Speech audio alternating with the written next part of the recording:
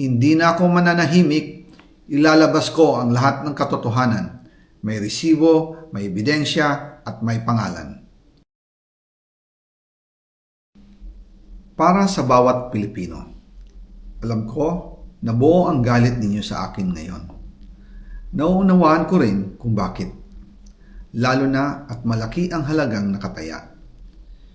Pero bago kayo humusga, hayaan ninyong ipaliwanag ko ang buong katotohanan. Matagal akong hindi nagsalita dahil may direktang utos sa akin. Huwag nang bumalik ng Pilipinas at manahimik na lamang. Umalis ako noong July 19, 2025 para sa aking medical check-up. Nakaplanong bumalik pagkatapos ng SONA ni Pangulo. Pero habang papauwi na ako, tinawagan ako ni dating Speaker Martin Romualdez at sinabihan, "Stay out of the country. You will be well taken care of as instructed by the President." Noon naniniwala pa ako sa kanila, kaya't hindi ako bumalik. Tumikom ang aking bibig, sumunod ako, pero ang hindi ko alam, ang ibig pala nilang sabihin sa aalagaan ka namin ay gagamitin ako bilang panakipbutas sa kanilang kampanya laban sa korupsyon. Ginawa nila akong poster boy ng kanilang sariling kasinungalingan. Ngayon, hindi na ako mananahimik, ilalabas ko ang lahat ng katotohanan. May resibo, may ebidensya, at may pangalan. Nagsimula ito nung tumawag si Sekmina Pangandaman sa akin nung nag-umpisa ang BICAM process last year, 2024. Ang sabi niya, katatapos lang ng meeting nila ni Pangulo at may instructions na mag-insert or magpasok ng 100 billion worth of projects sa BICAM. At sinabi pa ni Sekmina, you can confirm with Yusek Adrian Bersamin dahil magkasama sila sa meeting ni Pangulong BBM noong araw na yon. Tinawagan ko po agad si Yusek Adrian Bersamin at tinanong ko kung may instruction nga ba ang Pangulo na magpasok ng 100 billion during their meeting. Ang sabi niya ay totoo nga po. Right after our conversation, tinawagan ko po si dating Speaker Martin Romualdez at nireport ko ang instructions ng Presidente to insert the 100 billion projects. At sinabi niya sa akin, what the President wants, he gets.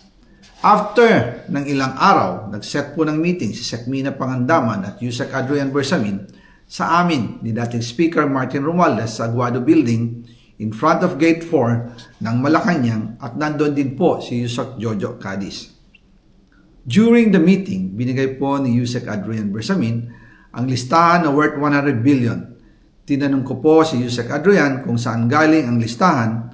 Ang sagot niya, galing kay PBBM mismo at binigay niya ito mula sa brown leather bag. Nung sinabi po ni Yusek Adrian Bersamin yung brown leather bag, naalala ko noong nasa Singapore kami right after the elections of May 2022 sa Hilton Hotel, kami ni dating Speaker Martin and PBBM habang pauwi at pabalik ng Pilipinas, hinabol ng PSG ang brown leather bag at ang sabi ni PBBM, maiwan na lahat, wag lang ang brown leather bag. Kaya naniwala ako na utos talaga ito ng Pangulo. Pagkatapos ng ilang araw, I informed sina dating Speaker Martin Romualdez, Sekmina Pangandaman, Yusek Adrian Bersamin, and Yusek Jojo Cadiz na kung pwede 50 billion lang ang ipasok sa program funds dahil so sobra ang DPWH funds versus sa DepEd. In practice, hindi pwede na mas malaki ang budget ng DPWH kaysa edukasyon. And yung balance na 50 billion, ilagay na lang sa unprogram funds for the 2025 budget. Dahil Office of the President din ang nagre-release ng lahat ng unprogram funds. Pagkatapos ng isang araw, tinawagan ako ni Sekmina at sinabi ang mensahe ng Pangulo, ipasok ninyo yan dahil pinangako na sa akin ni Speaker Martin yan at hindi na pwedeng baguhin. Kumbaga, ang utos ng hari hindi pwedeng mabali. Again, I informed the Speaker and asked clearance about the instructions ng Pangulo. At ang sabi niya, wala tayong magagawa. Kaya po nagtataka ako kung bakit sinasabi ni Pangulo na hindi niya makilala ang budget. Samantalang lahat na binawas at dinagdag sa mga ahensya ng gobyerno ay humihingi ng approval